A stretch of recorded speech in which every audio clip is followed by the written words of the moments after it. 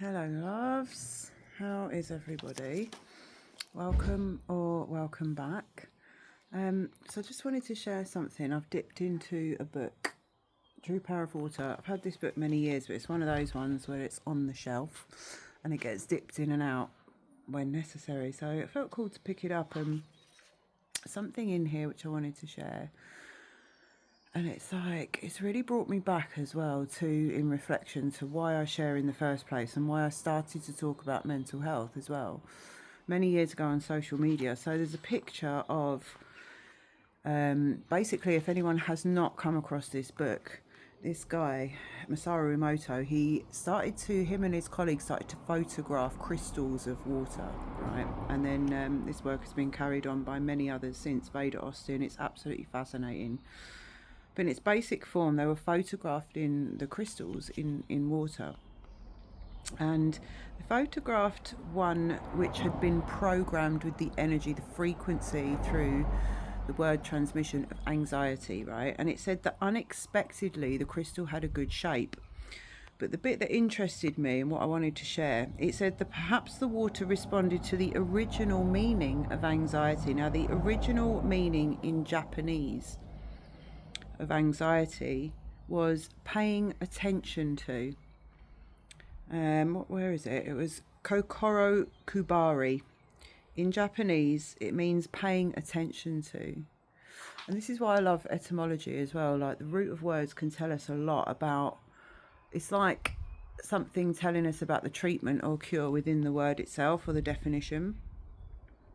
When we have anxiety, really it's a messenger, it's like an alert system, but the trouble is it becomes a whole state of being. I mean, look at this. I'm just going to swap this round quickly. I mean, that's the one that I was speaking about there.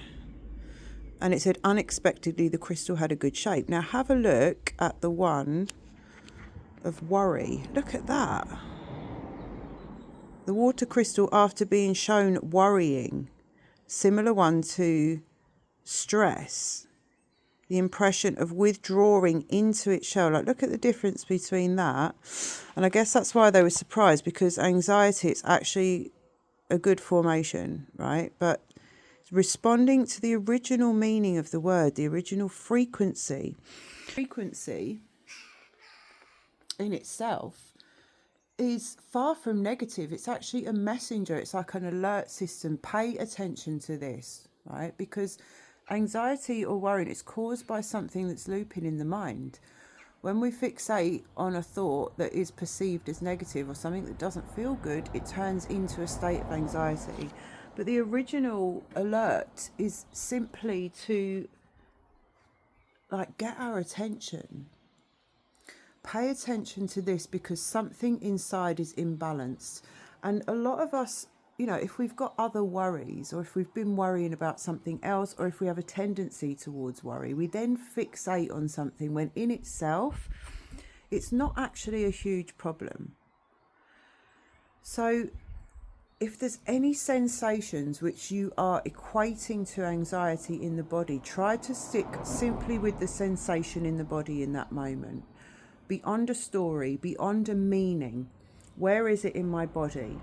How can I become present and calm with the sensation? Draw the breath in, maybe bring some touch in. There's a lot of somatic exercises that we can use, but essentially it's simply alerting to an imbalance in that moment. It doesn't necessarily have to mean that it's something catastrophic, but then when our mind attaches all our stories and meaning to it, then boom, we're straight back in a past place, because there's a continuing looping narrative that tends to go with that feeling in the old way. So just bring attention. That's all it wants. Everything seeks balance. So what is it that could be out of balance? And for this, my partner and I are very much into what we call elemental embodiment, which is where we work with the earth and the elements, which is what we're made up of. Everything seeks balance.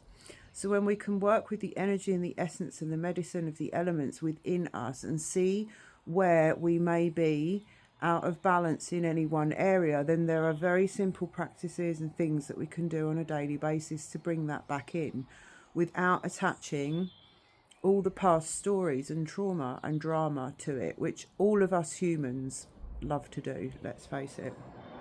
So there's enough to worry about in the world if we choose to focus on it. If we choose to focus on any one of the myriad of things that are available that are out of balance in this world, we're quickly going to go under as individuals, because nobody with a heart, a conscience or empathy would be able to witness and take all that in and feel nothing and feel good, right? So the only thing that we can logically, consistently, reliably focus on and have any results that are tangible, that are real, is to focus on the only thing we can control, which is our inner state of being. And we can only take it one moment at a time.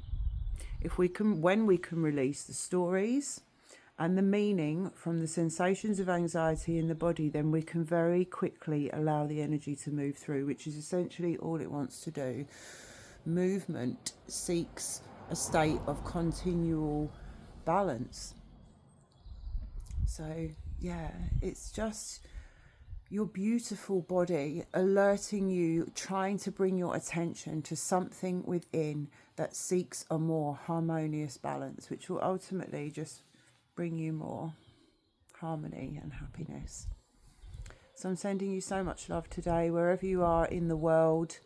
I'm absolutely loving this space. Thank you so much for being here. I love each and every one of you.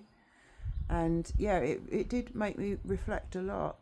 It's like whatever I share, whatever I'm talking about, and sometimes it is a bit scattered, like this journey. We're all over the place sometimes. Anyone consciously navigating this energy, whoo, it's intense, right? And I'm right here with you. I'm going to bring more structure through these conversations, through the body, the elements, and what we're actually seeking to do here. We're seeking to find balance individually as a collective, and what we are collectively what we're dream weaving for the future. So it's absolutely beautiful. And yeah, I'm very grateful for you. Until next time.